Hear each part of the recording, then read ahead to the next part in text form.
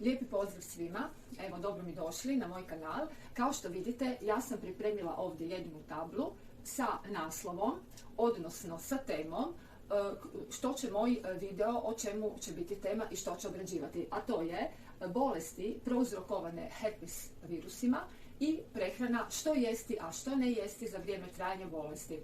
Znači pričat ćemo, odnosno radi se o bolestima herpes zoster, labijalni herpes, genitalni herpes, mononukleoza, vodene kozice.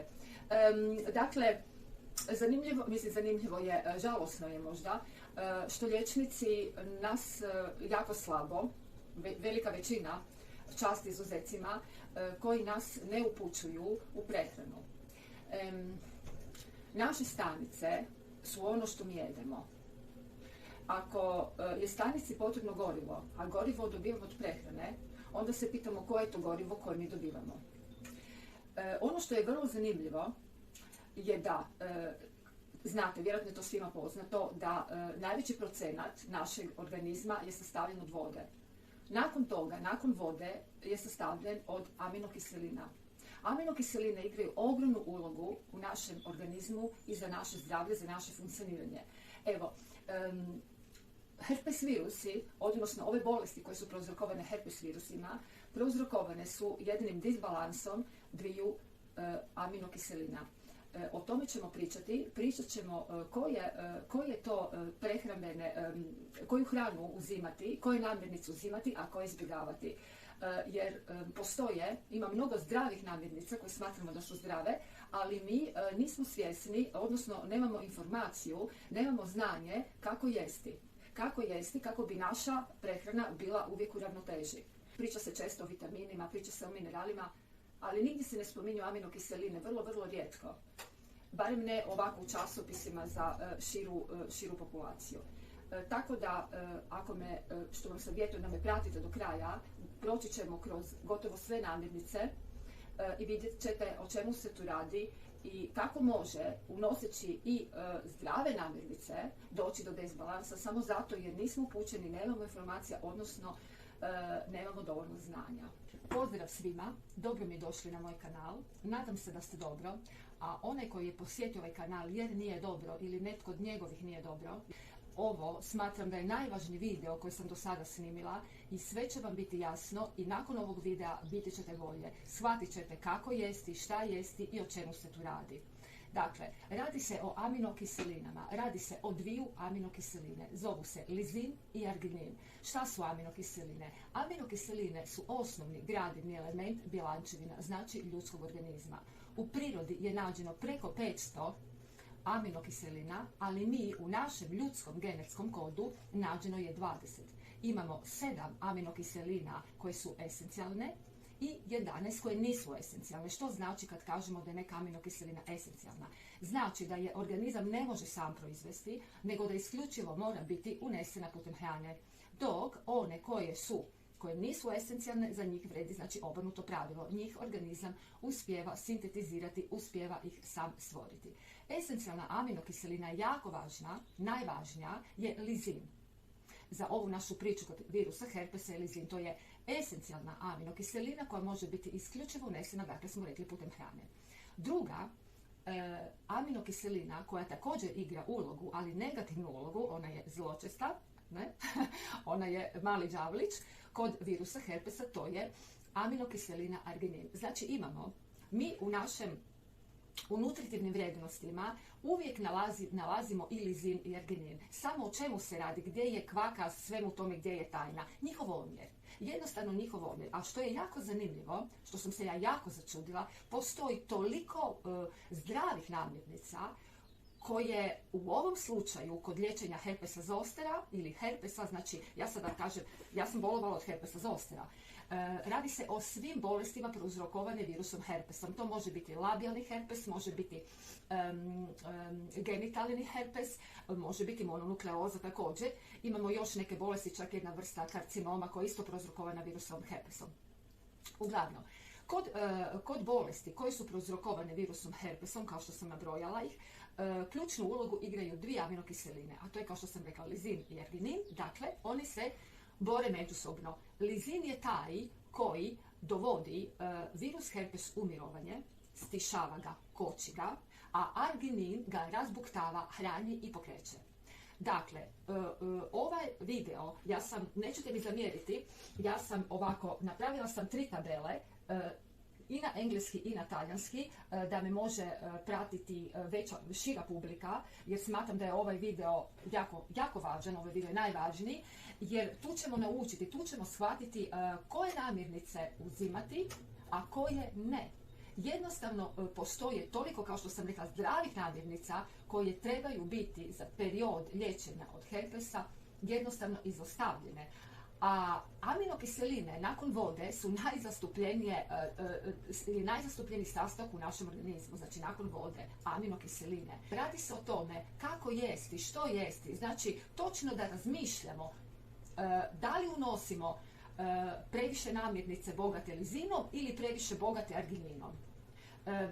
Evo, naučit ćete puno toga, ostanite sa mnom do kraja, proći ću dosta detaljno kroz sve namirnice, objasnit ću vam kako to funkcionira, vidjet ćemo kako možemo kombinirati namirnice. Ok, da ne duljim sad više o tome, sada ćemo krenuti da vam objasnim koje namirnice da, koje namirnice ne i koje namirnice eventualno su neutralne namirnice, ali onda moramo paziti što ćemo uz njih kombinirati. Hajde pa da krenemo sada.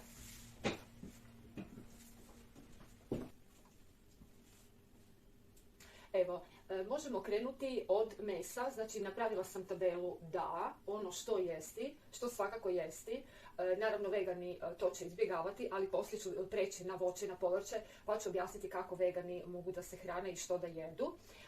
Vegetarijanci također, naravno znam da oni ne jedu meso, ali recimo jedu ribu, jedu mliječne proizvode, kasnije ću obraditi i mliječne proizvode i jaje, da vidimo kako tu stoje stvari, ali evo, krenemo od mesa, to je jedna namirnica koja ima više udjela aminokiseline lizina od arginina. Ja sam ovako, u zagradi sam napisala 110 do 125%. Šta to znači, sada ću vam objasniti.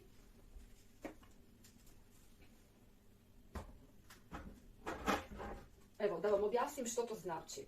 Dakle, ako mi imamo, na primjer, uzmemo govedinu, evo, 124% napisala sam za govedinu. Ako mi imamo u 100 grama govedine, lizina, imamo, evo točno ću reći, ne lupam bez veze cifre, nego to, znači u 100 grama govedine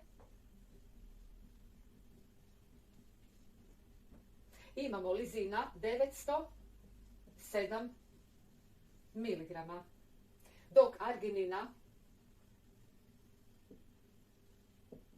dok aminokiseline arginina imamo 732 mg. Dakle, što mi radimo? Mi radimo omjer. Znači, vidimo da ima više lizina, manje arginina, što znači da govedina je namirnica svakako koja će doći u obzir. Šta radimo? Radimo ovo. Radimo 907, znači količina u 100 grama, omjer naprama 732 mg arginina. Ako to podijelimo, 907 dijelimo sa 732, mi dobivamo 1,24. 1,24 puta 100%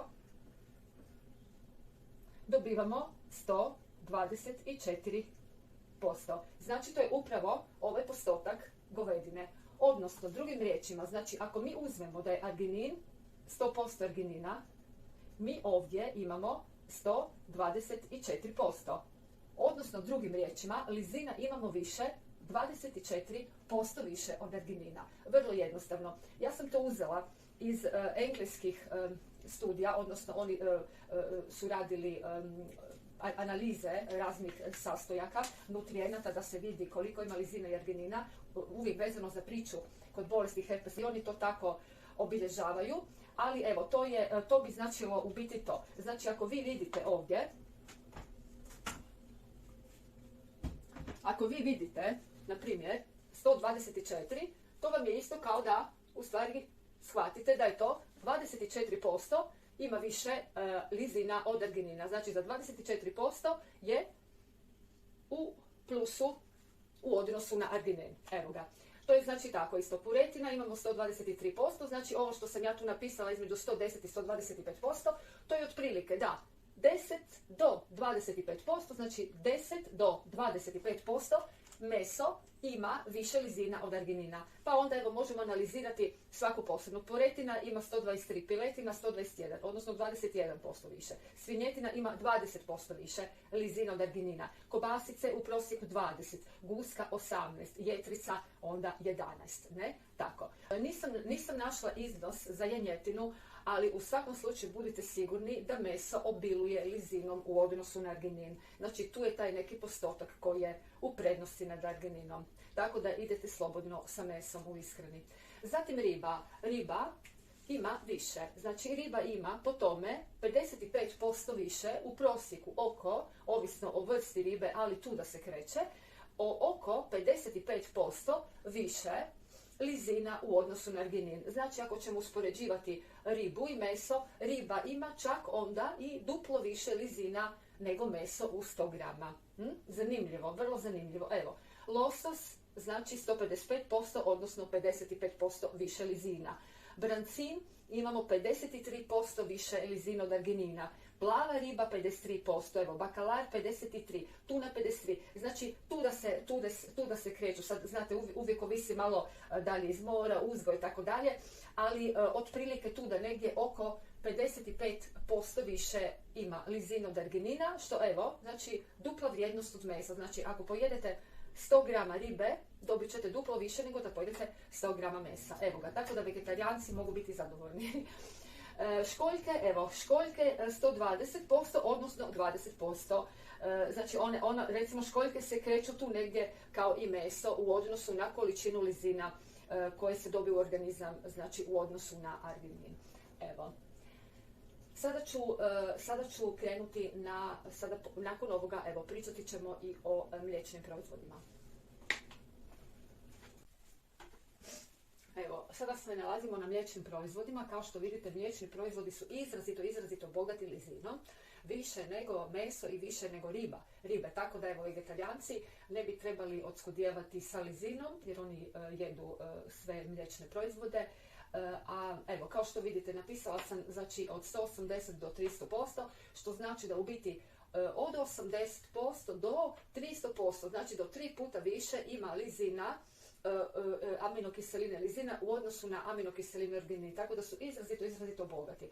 Evo, pogledajmo skuta, znači čak je više od duplo ima u sebi lizina. Mlijeko 219. Sada gledajte, mlijeko imamo punomasno i bezmasno, ne ono koje je polumasno i ono koje je potpuno izvađena masnoća. Gledajte, to može varirati za 0,5%, 1%.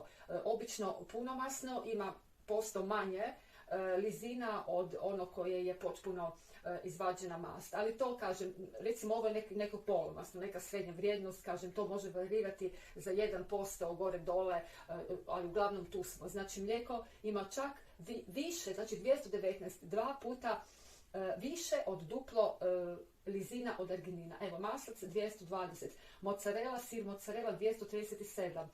Ja sam već postirala jedan video, zove se salata trikolore, to je ta poznata tajlanska salata, ali ovako zanimljivo je da vrlo jednostavna salata kao jednu vrstu predjela dobijete strašno puno lizina. Znači, mozzarella, paradajz i avokado, kombinacija fantastična. No dobro, to ćemo kasnije preći kad budemo malo razgovarali o kombinacijama.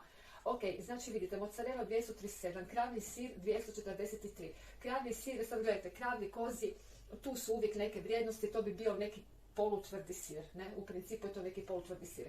Zatim imamo parmezan je tvrđi, znači sve što su tvrđi imaju više lizina, evo 251, plavi sir 260, dobro, to sad isto ovisi malo i o vrsti sira, švicarski 279, jogurt 295. Znači, za jogurt vredi ista teorija kao i za mlijeko, da što je jogurt masniji, on ima nešto manje lizina. Znači, kažem, ovo je neki prosječan jogurt, a ako uzmemo jogurt koji je bezmasan, znači, kako se to zove, low light, ne, mi to zovemo light jogurt, kod nas se to zove light jogurt, on ima čak i više lizina, evo, zanimljivo to.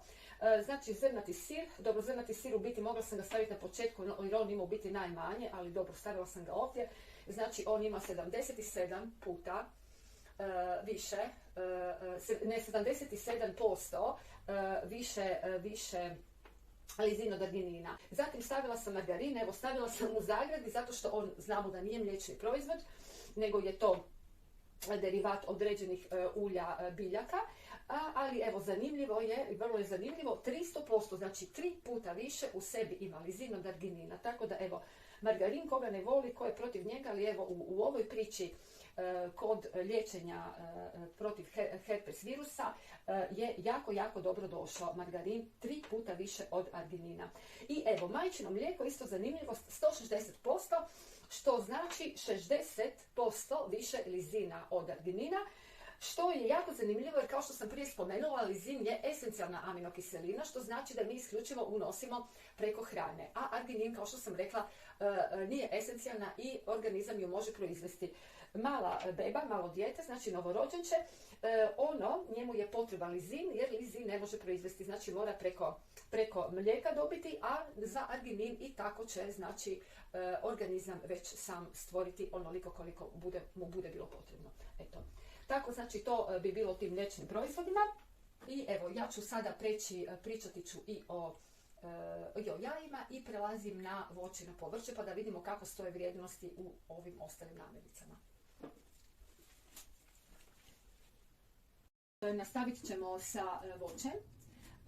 Evo, kao što vidite, ovo je popis voća koje imaju veći udio lizina od arginina. Evo, kao što vidimo, jabuke 213, odnosno 2 puta više od duplo imaju udio lizina od arginina, znači 213%. Kruška ima 48, znači kako smo rekli, 148%, odnosno 48% više lizina u odnosu na arginin. Marelica, evo ovo što pričam, jabuka, marelica i mango zaista su na vrhu ljestvice. Marelica 216, mango 213, što znači više od duplo, znači jabuka, marelica, mango. Avokado 159, što znači 59% više lizina od arginina. Šljive 122, breskve 125, ananas 139 i smokve, suhe smokve 174, znači 74% više lizina od arginina. Evo ovako, nisam našla podatak za smokve, ali uglavnom biti će nešto ispod, ali u svakom slučaju dominira lizin u odnosu na arginin kod smokvi. I evo, banana je lagano iznad, ona je nešto lagano iznad arginina sa 2%. Tako da u svakom slučaju banana možemo reći da je nekako neutralno pozitivna u odnosu na lizin. Evo, znači to je voće koje se može koristiti za vrijeme liječenja protiv bolesti koje su uzrokovane virusom, herpes virusom. A također moramo paziti općenito u prehrani da ovo voće uvodimo vrlo često, pogotovo što se tiče vegana. Znači vegani moraju biti jako ovdje oprezni jer s obzirom da oni ne unose namirnice životinjskog porijekla, onda oni zaista moraju paziti na ovo voće, da čim više unose ovo voće. Jer kako ću pokazati poslije, svo ostalo voće je u biti zabranjeno. Znači vrlo zdravo voće koje smatramo vrlo zdravim za puno raznih drugih bolesti i općenito stanja i za imunitet i tako dalje. Međutim, evo ga, mora se biti oprezno jer moramo paziti, znači, taj odnos lizina i arginina koju nosimo.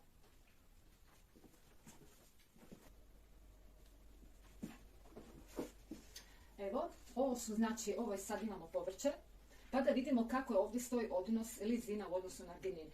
Otprilike, evo, krećemo se u ovom nekom rasponu 105 do 252%, što znači od 5% više lizina u odnosu na arginin do 2,5 puta veće. Otprilike raspon je takav. Što ima najviše lizina, to je cvjetača i cikla. Cvjetača sa 252%, cikla sa 240%. Znači, evo, ove dvije namirnice su jako vrijedne za vrijeme bolesti prouzrokovane herpes virusom.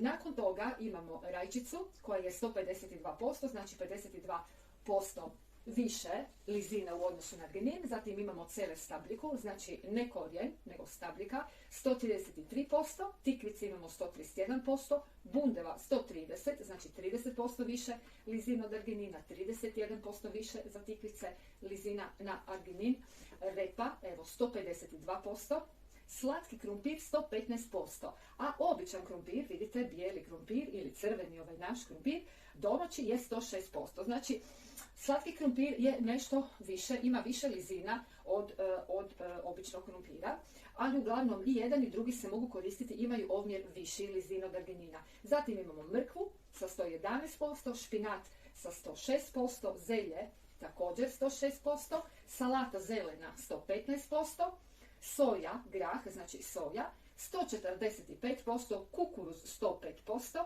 i krumpir, evo to sam rekla, to je 106%. Evo ga. Tako da, ovo bi bilo sada namirnice, znači povrće koje mogu konzumirati vegani. Evo ga.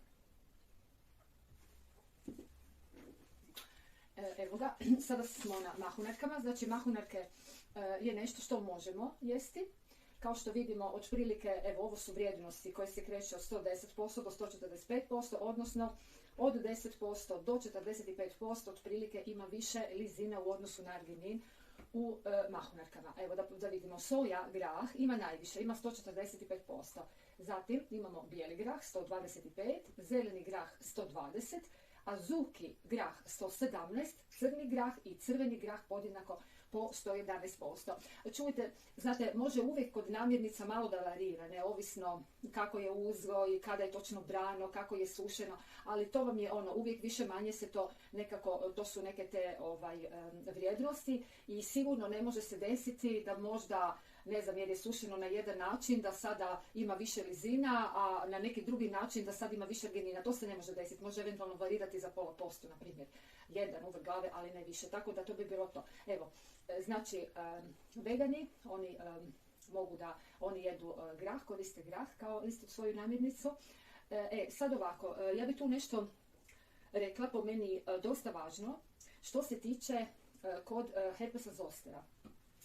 Ja sam, znači, imala herpes zoster, a kao što znate, herpes zoster je upala živaca. Tako da, kada sam išla čitati na stranice Ministarstva zdravlja, tamo piše kako ne preporučuju jesti da se jede mahunarke zato što crijeva previše rade, a automatski onda još i živci bole. Znači, bolovi se tu puno povećavaju. Tako da, evo ga, to je što se tiče herpesa zostera. Kod drugih, protiv drugih oboljenja prouzrokovanim virus herpesom može se svakako koristiti jesti mahunarke, ali evo, kod herpesa zostera zbog tog pojačanog rada crijeva onda su tu pojačani bolovi, tako da trebalo bi se izbjeći unos mahunarki.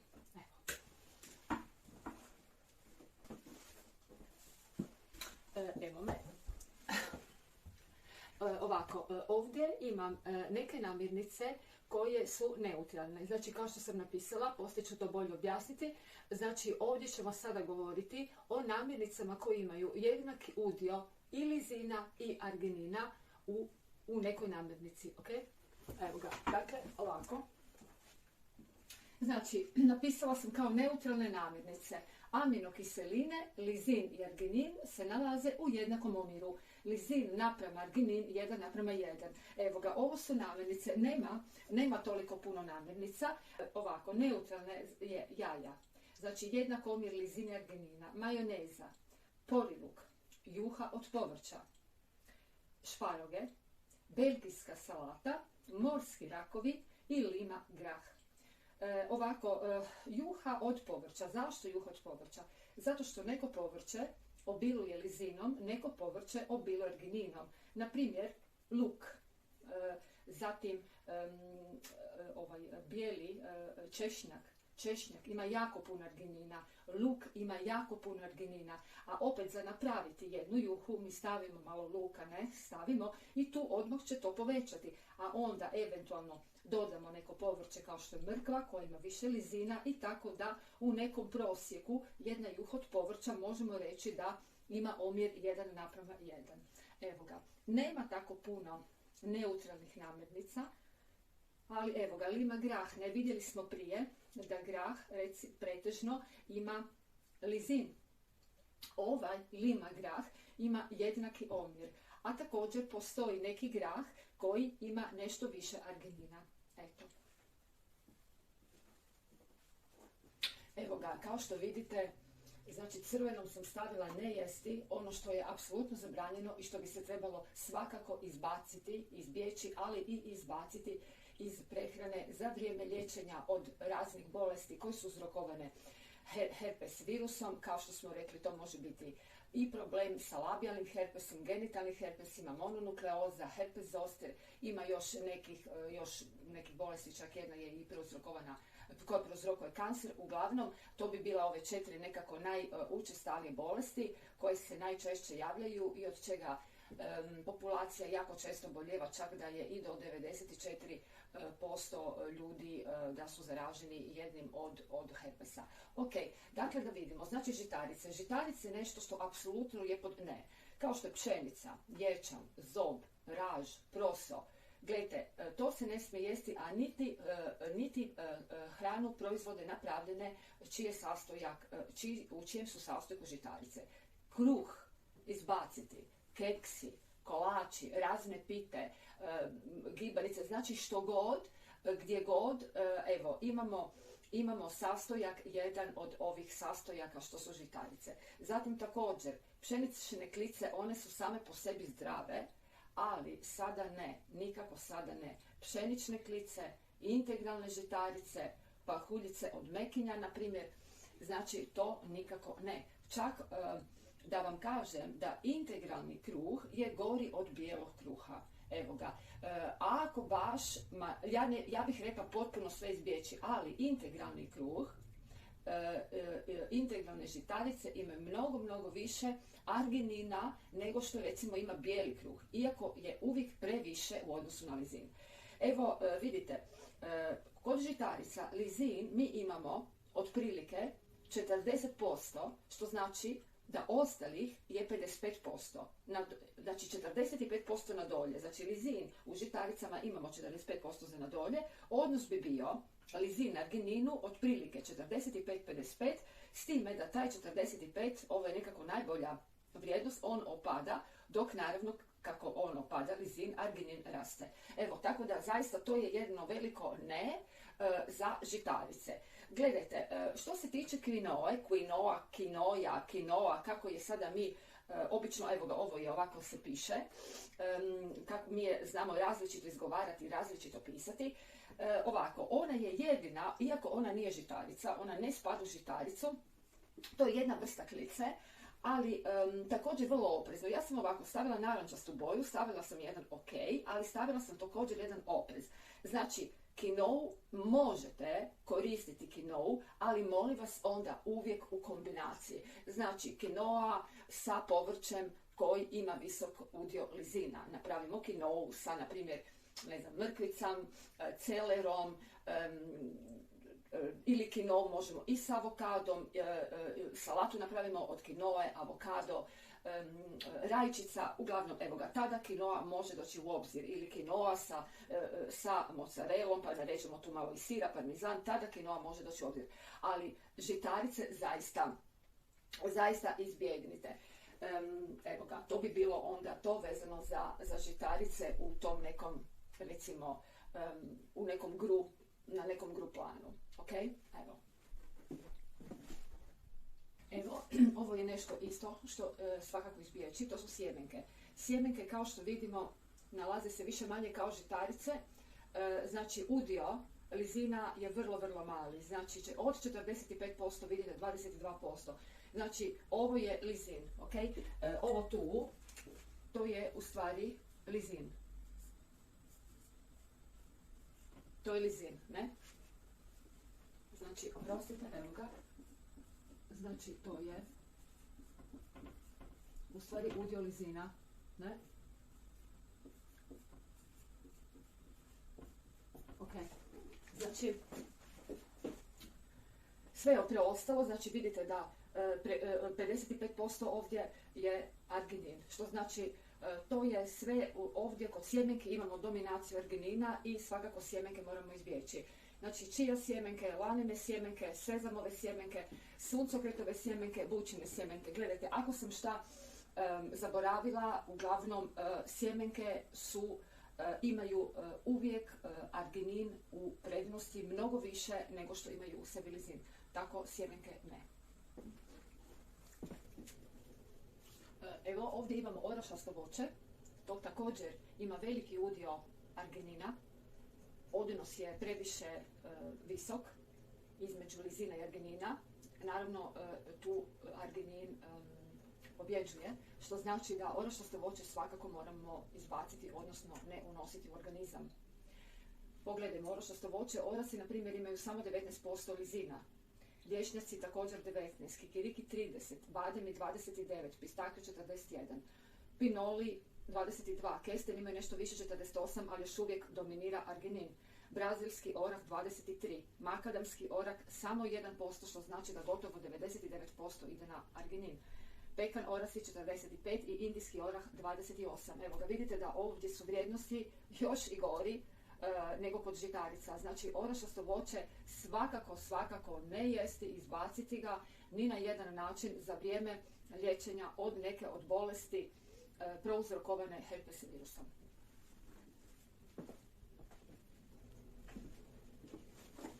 Evo ga, pogledajmo sada voće koje također ne smijemo unositi u organizam za vrijeme herpesa, bolesti herpesa.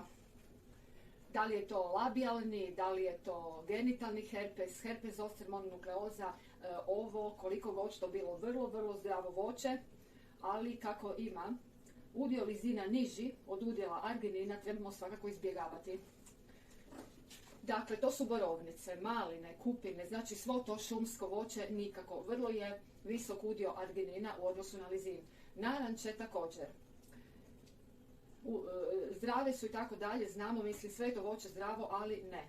Naranče ne. Kokos također. Dok kokosovo ulje možete. To je zanimljivo, ali ja ću još posebno napraviti jedan dio videa gdje ću neke iznimke, još neka pojašnjenja. Znači, kokos, voće ne. Grejpfrut ne. Trešnje nikako. Mandarine, lubenice. Gledajte, što se tiče lubenice, ovdje je jedna zanimljivost.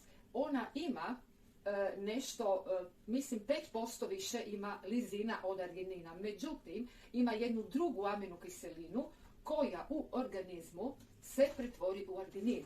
Tako da, kada lubenica uđe u organizam, ona ima više arginina, postane bogatija argininom. Tako da lubenice ne. Ribis također ne. Kiwi, isto nikako. Grožđe ne, ni bijelo ni crno. Nar ili šipak, kako ga gdje mi zovemo, u kojim predjelima Hrvatske, ili mogranj, čak u Primorju zovu mogranj, ne, nikako. Jagode također nikako. Evo, možda sam, ne znam, jesam li izostavila koje voće, ali evo ga, pretežno to bi bilo to i znači ova voća koje sam ovdje rekla ne. Što se tiče limuna, gledajte, limun viši je u argininu od lizina. Limun, gledajte, moramo ga unositi zbog vitamina C. Tako da, limun ću također staviti u novi popis gdje ću ga staviti pod oprez. Znači, unositi ga, ali evo, pola limuna dnevno do jednog limuna, s time da onda se mora razmišljati da li se dovoljno unijelo drugih namirnica koje su bogate lizinom. Jer, kao što kažem, limun nam treba zbog C vitamina, zbog imunog sistema.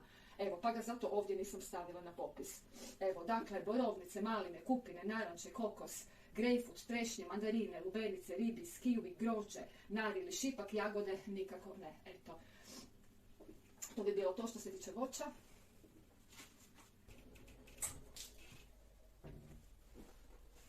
Evo, ovdje imamo popis povrća koji moramo izbjegavati. Dakle, da vidimo. Imamo luk, bilo koji luk, da li je to crveni, plavi, srebrni. Luk ima mnogo visoki udio arginina.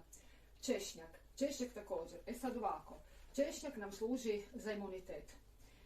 Ja sam podcrtala ovako u narančasto i stavila jedan uskličnik, što znači malo češnjaka. Možemo upotrijebiti samo jedan režanj čisto da bismo pojačali si imunitet, ali svakako ne više od toga. Znači, eventualno jedan režnjić za napraviti juhu, neku mineštricu i tako. Ginger, koliko god je bio vrlo je zdravi i stavljamo u hranu, koristimo ga i u sokovima i u čajevima, ali ne. Probat ćemo izbjeći ginger također jer ima mnogo visoki udio arginina. Zatim korijen celera. Zanimljivo je da stabljika celera ima više lizina i vrlo je zdrava, za ovo što mi imamo problem sa bolestima koji su uzrokovani herpes virusom, ali korijen celera on ipak ima više arginina. Gljive imaju mnogo više arginina od lizina, tako da gljive izbjegavamo. Krastavci također vrlo zanimljivi jer imaju veliki udio vode, međutim arginin je tu mnogo više od lizina, tako niti krastavce.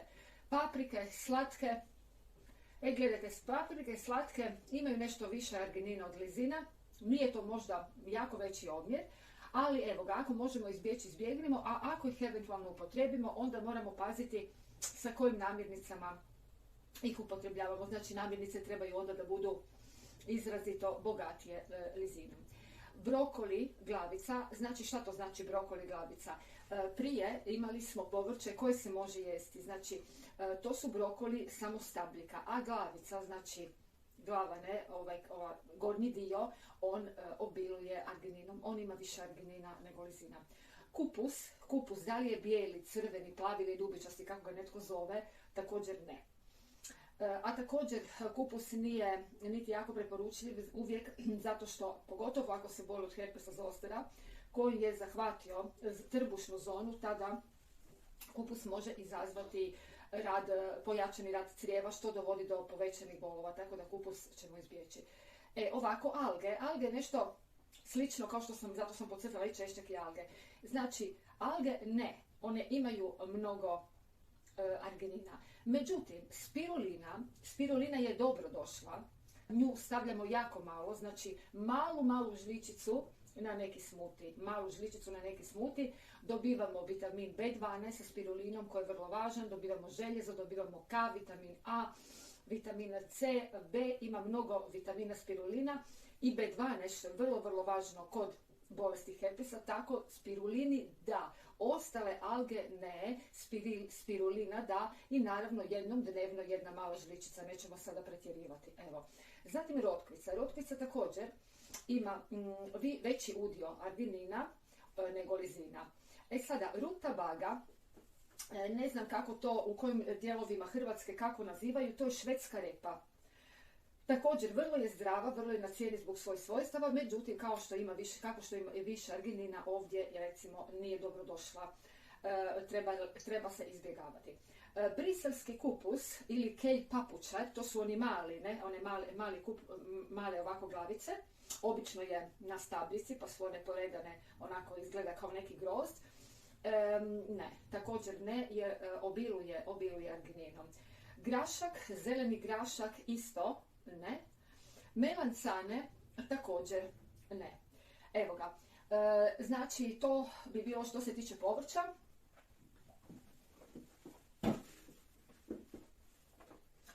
Evo, ja bih sada još nešto rekla o nekoj hrani koju možda nisam spomenula ili bolje pojasnila, što ne smije se jesti, što se treba izbjegavati. Evo, riža. Riža ima samo 30% lizina, znači 65% imamo arginina.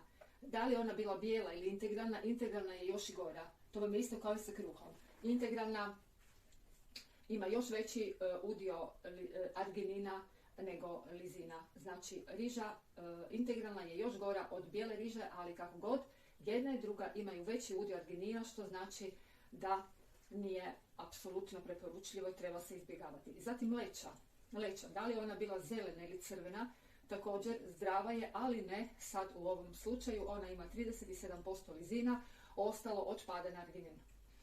Što se tiče sokova, ovako, sokovi, ja sam dala popis voća koje ne jesti, znači da u stvari svi sokovi od tog voća ne bi se trebali konzumirati, kao sok naranče, limuna, šumskog voća, jagode, grožđe ili grejpfruta. Zatim ukiseljeno povrće. Evo ga, ukiseljeno povrće treba se apsolutno izbjegavati. I pržena hrana. Evo ga.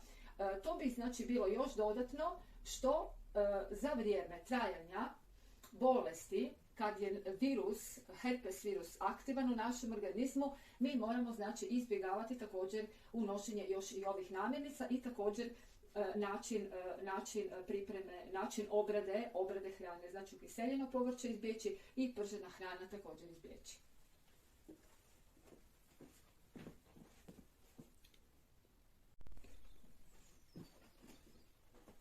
Evo, ja bi još ovdje dala još par informacija, korisnih informacija. Ovako, ja sam još ovih nekih par namirnica ovdje izvukla vani da pojasnim. Tamo gdje je ovako kvačica zelena, znači da. Tamo gdje je uskličnik, znači pazit ćemo na količinu i pazit ćemo da uz to unosimo namirnice bogate lizinom. A tamo gdje imamo ovako crveni križ, to znači apsolutno ne. Pa da vidimo, ovako ulja, svakako ulje, bilo koje ulje, maslinovo ulje, suncokretovo ulje, koje god ulje. Kokosovo ulje također je dobro došlo. Znači kokos voće ne, ali kokosovo ulje da, tako da vas to ne brine. Limun, ovako, gdje sam stavila to, kao što sam rekla, tu je oprez. Znači limun nam je dobar zbog C vitamina, zbog jačanja imunog sistema, ali jedan limun će biti dovoljan dnevno. Pola limuna, jedan limun, dovoljno je. Možemo unositi i druge voćke koje su vrlo bogate vitaminom C. Ima u popisu jako puno bogatih vitaminom C voćki. Uglavnom limun možemo koristiti, ali pazimo da ne radimo sok od limuna, da se naljevamo limunom. Dakle, limun ovako, jedan uskličnik, znači oprez. Lubenica ne. Lubenica nikako ne. Ako idete potražiti informacije vezano za lizin i arginin, vi ćete naići da lubenica ima 5% više lizina u odnosu na arginin. Međutim, što se dešava? Lubenica ima u sebi jednu aminokiselinu koja se zove citrulin i citrulin kada dođe u organizam, on se pretvara u arginin. Tako da u konačnici lubenica kada dođe u organizam, ona u stvari u konačnici ona obiluje argininom. Tako da je ona zaista zabranjena i pazite jako na nju. Spirulina. Spirulina je alga, vrlo vrijedna, vrlo dobrodošla kod liječenja svih bolesti uzrokovane virusom, herpesom. Međutim, stavila sam jedan uskličnik zato što spirulina teoretski ima u sebi arginina više. Međutim, spirulinu koristimo zaista malo, jedna mala žličica dnevno je dovoljna u neki smuti. Znači, nećemo pretjerivati sa spirulinom. Ona inače ima mnogo vitamina B12 koje također moramo unositi za vrijeme bolesti, za vrijeme problema sa herpes virusom. Tako da spirulina, evo jedna žličica, to će biti dovoljno, pazimo da ne pretjeramo. Quinoa ili quinoa, ili ovako se piše izvorno, također jedan uskličnik. Znači, quinoa kao i amarant, zajedno sa amarantom, to nije žitarica, to je jedna vrsta klice. Međutim, kao i sve klice, imaju nešto više arginina. Nema toliko puno više koliko ostale klice i ostale žitarice, tako da se quinoa može unositi, amarant također, međutim sa oprezom. Znači, njih ćemo miješati, radit ćemo salate sa povrćem koji je izrazito bogat lizinom, tako da će nam recimo prevladati aminokiselina lizin. Evo ga, čaj od mente. Koje čajeve? Ovako, ne bilo koji čaj. Svakako kafein moramo izbjeći. Evo, to ću još nadodati. Kafein moramo izbjeći. Znači kava. Kava, apsolutno ne. Znači kava nikako. Evo, to se nisam sjetila. Kava nikako. Kava, evo ovdje ćemo staviti, oprostite.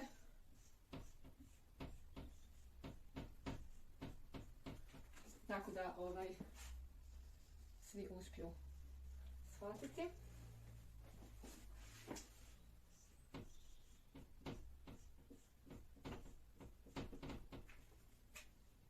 Evo ga. Ok. Znači, kava nikako. gdje sam stala? Stala sam znači na piću. Ne bilo koje čajeve, znači kafein u čaju ne. Najbolje čaj od mente i zeleni čaj. Tako da ima lijepu kvačicu zelenu, to pijte, to vam je jako dobro. Čaj od šumskog voća ne. Šumsko voće je bogato argininom i također i čaj, znači šumsko voće ne. Upotrebljavajte, ja sam upotrebljavala ova 2 čaja. Evo ga. I alkohol naravno ne. Evo ga. I to bi znači bilo sve. Nadam se da sam dosta uspjela obuhvatiti što se tiče prehrambenih namirnica. Evo ga, tako da ako kome nešto nije jasno, ja ću vam pustiti moj, ispod linka ću napisati, ispod videa, ne, u linku ću napisati moj e-mail adresu, tako da me možete pitati za pojašnjenja. Evo ga. Znači, to bi, evo ga, sa ovim bi ja onda završila ovo izlaganje, sa time bi onda završila ovo izlaganje što se tiče prehrambenih namirnica. I pokušajte, molim vas, da kupujete hranu, a ne gotove proizvode. Evo. Hvala vam na pažnji.